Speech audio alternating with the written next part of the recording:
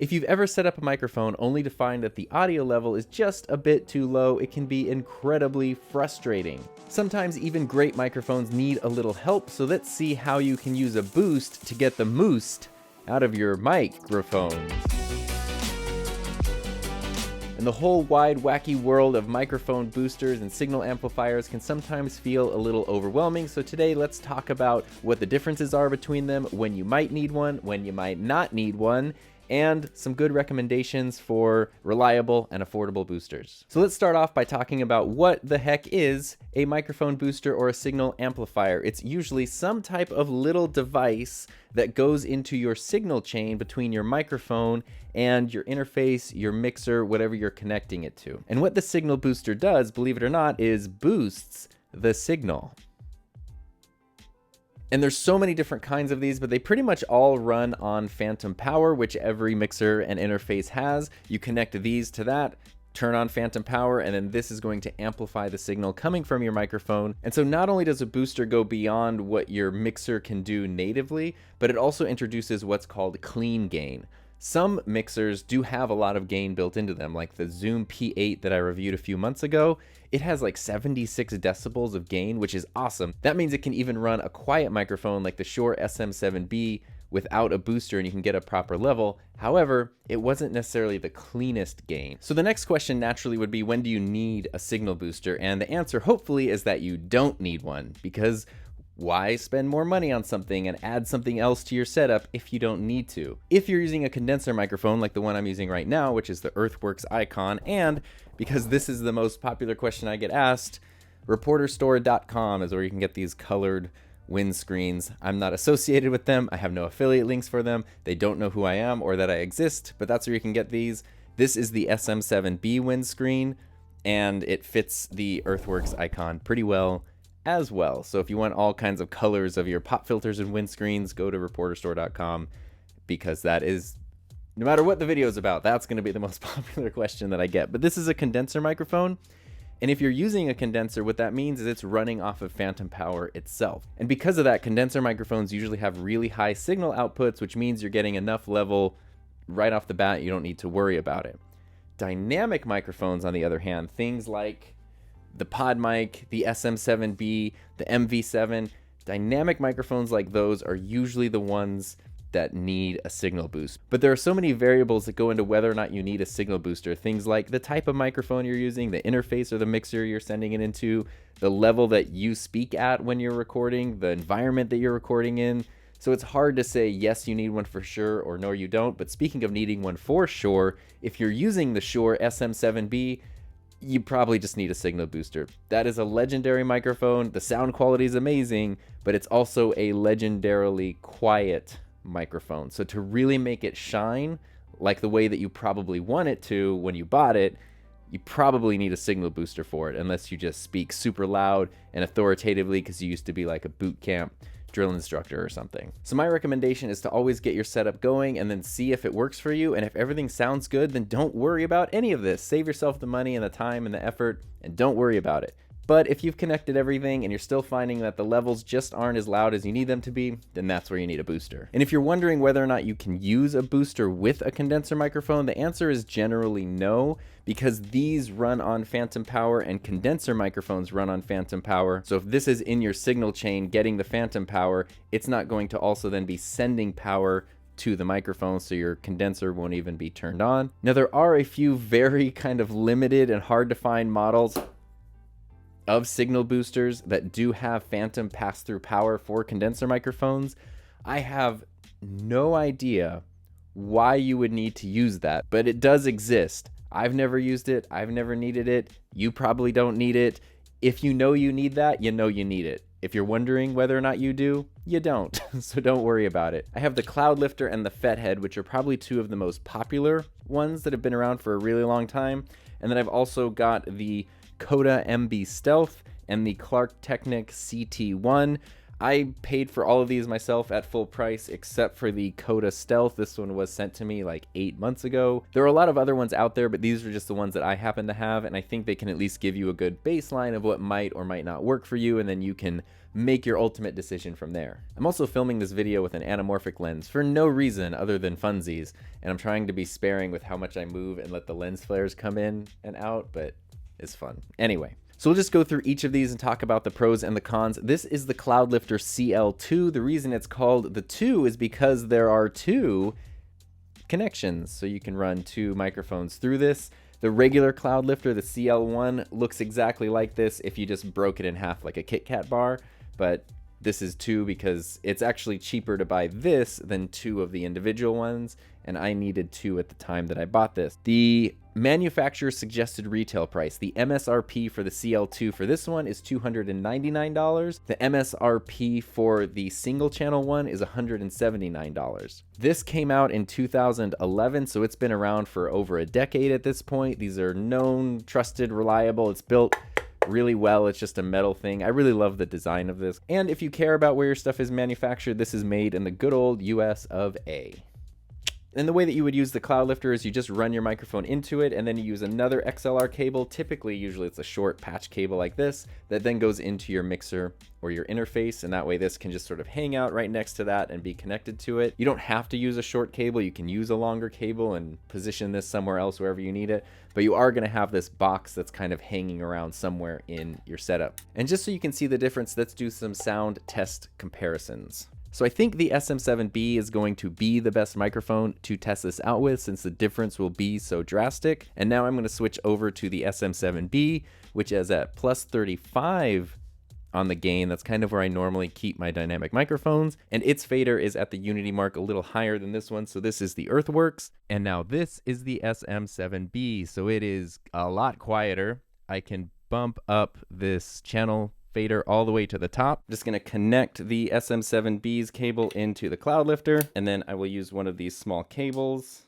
to go into the Rodecaster, turn on phantom power, and now with the same settings as we used before, this is the icon, and this is the SM7B, so it is significantly louder. I still have the fader at about like a little above halfway, kind of right at the unity mark, as they say. And the gain is set to plus 35. The Cloudlifter adds 25 decibels of clean gain to your mixer, and now you can kind of start to hear the SM7B sounding like it should sound. It's a great, rich, full-sounding microphone, and that's what it sounds like now. And since I mentioned gain and volume, you might be wondering what the difference is. And the best way that I've heard it explained to me is that gain is like the water main that goes to your house or to a house, and volume is like a faucet, meaning that to get water into your house, there's a big water main outside that has just a ton of water running through it all the time. But instead of using all the water possible at all times, you use your faucet to adjust exactly how much water you want to come out at a given time. On your mixer, you can set the gain level, and that's going to be the maximum signal that's coming from the microphone at all times. And then you can use the volume fader, if your mixer has one, to then adjust exactly how much of that signal you want to put into the recording or the final output. If you're using something like the Scarlett 2i2, you can adjust the gain, and then you would adjust the volume on whatever software application you're recording into. So let's jump back over to the Earthworks and talk about our next entry into the booster category, which is the Triton Fethead. So the Fethead was released in 2018. It adds 27 decibels of clean gain to your signal, and the MSRP is $92 for the Fethead, and it's made in Holland, so holla and stuff.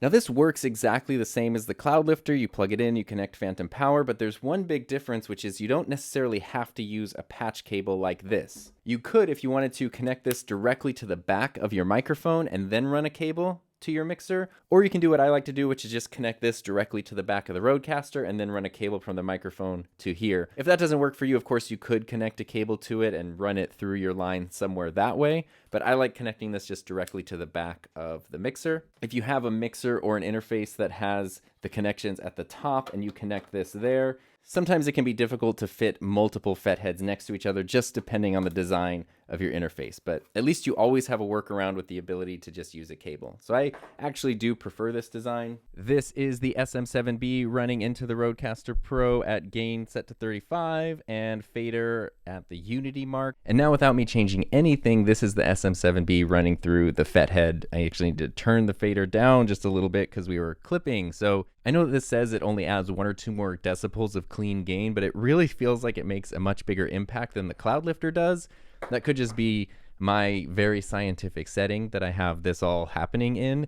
But, you know, hear for yourself the difference. I can actually turn the gain level down to 25 and then boost up the channel's volume, which should help give me even a cleaner signal, because the less gain that you're using in your mixer interface, the less noise you're going to introduce into your signal. So up next, let's talk about the Coda MB Stealth, and you might be envious of what it can do. This is rated to give 28 decibels of clean gain into your signal, so more than the FET head, more than the Cloudlifter. This was released, I'm not exactly sure when, but it was either 2021 or 2020. This is a very new entry. I believe the company is based in the Seattle area, but the device itself is actually manufactured in China, and the MSRP is $109.95, so right in line, less than the Cloudlifter, a little more than the FET head, but all kind of right in there. This was specifically designed, I believe, with the SM7B in mind, and so one of the reasons it's called the Stealth is because it's supposed to be very stealthy. It's just a black tube, which means if you have your microphone connected to a boom arm and you've got this running directly into your microphone, it doesn't really stick out that much. It's just going to kind of look like a part of your boom arm, and it's going to be very covert and stealthy. Now, a thing to note about that design is that unlike the FET head, you cannot connect this directly to the back of a mixer. You can connect it directly to your microphone, but this won't fit in the back of a mixer. So where the FET head can connect directly into it, the Stealth cannot. Which means that if you don't want it connected directly to the output of your microphone, you're just going to need to use the patch cable method that we talked about earlier. And so, as has been the case with our previous test, this is the SM7B plus 35 gain running through the Rodecaster, no effects, no processing, and now we'll connect it to the Coda Stealth. And now, without me changing anything, this is the Coda Stealth and the SM7B. I have to kind of whisper because the level is so high. So again, even though this was only 1 more decibel than the FET head, I had to turn my gain on the Rodecaster all the way down to 13 from 35 to get a level that wasn't going to clip, and my channel fader is still right at the unity mark, just above halfway. And that's something I've noticed about the Coda Stealth, is that it must really spend a lot of time at the gym because it has a ton of gains, which can sometimes be a pains because getting levels I've actually kind of struggled with a little bit with this one. If you're using the SM7B, which as I mentioned earlier is kind of a notoriously quiet microphone, I think it's a great choice because it's really designed to be paired with the SM7B. However, with other microphones like the PodMic, let's try this actually. So the PodMic is still something that I do think benefits from having a signal booster a lot of the time. However, with the Coda Stealth, I had to turn the gain on the Rodecaster down to 5 in order to get it to a level that wasn't going to clip. And that might be something that you want. You want to use your microphone with the gain turned all the way down to 5. If, however, you're using the SM7B, it's a great choice because it's going to be more than enough power to make this thing really shine. And last but not least on this little experiment today is a very interesting booster, which is the Clark Technic CT1. Basically, it's the same idea as the FET head, but it's in a package that's a little more similar to the Coda, meaning that you can connect it right to the back of your microphone, or you can use a cable to connect it to the back of your interface. But the FET head of these ones that I'm using is the only one that is able to be plugged in directly to an interface or a mixer. The CT1 is also just too big to fit into those connections. But this is why this is an interesting one and why it's one of my favorites with a couple of asterisks. It came out in 2019. The CT1 says that it brings 25 decibels of clean gain, so it's right in there with the Cloudlifter, right a little bit below the FET head. And the CT1 has an MSRP of $43.50, which I was able to purchase mine for a little bit less than that. So it is by far, even at full retail price, the least expensive of all these by half or more. And that's why I really do like this, because it works great. I think it sounds good. I think it's super reliable, and it helps me not feel bad about recommending a signal booster to people. Let's connect it and I'll explain. As is tradition, here is the SM7B with no signal booster, gain back up at 35. And here's the SM7B at 35 running through the Clark Technic. I'm going to turn the gain down just a little bit. So now to get to a level that I'm comfortable with, I was able to turn the gain all the way down to 25. So this is a pretty clear signal coming through the SM7B with the Clark Technic. At this point, I've been talking about and recommending microphones to people for a couple of years, but I always feel a little anxiety, not only from existing, but also from recommending dynamic microphones, because even though they're great, I know that kind of inevitably somebody is going to come back to me and say, I got the pod mic, I got the SM7B, I got the MV7, whatever it might be, and it's just not loud enough. What do I do? And then I say, well, you need to look into getting a Cloudlifter or a Fethead, which is not a big deal, but now, especially if they've spent $100 on a microphone and now they need to spend another $100 on a booster, sometimes people are like, well, now I just spent $200. I thought I was spending $100 plus I need to get an interface or a mixer, which is another, $150 to $600.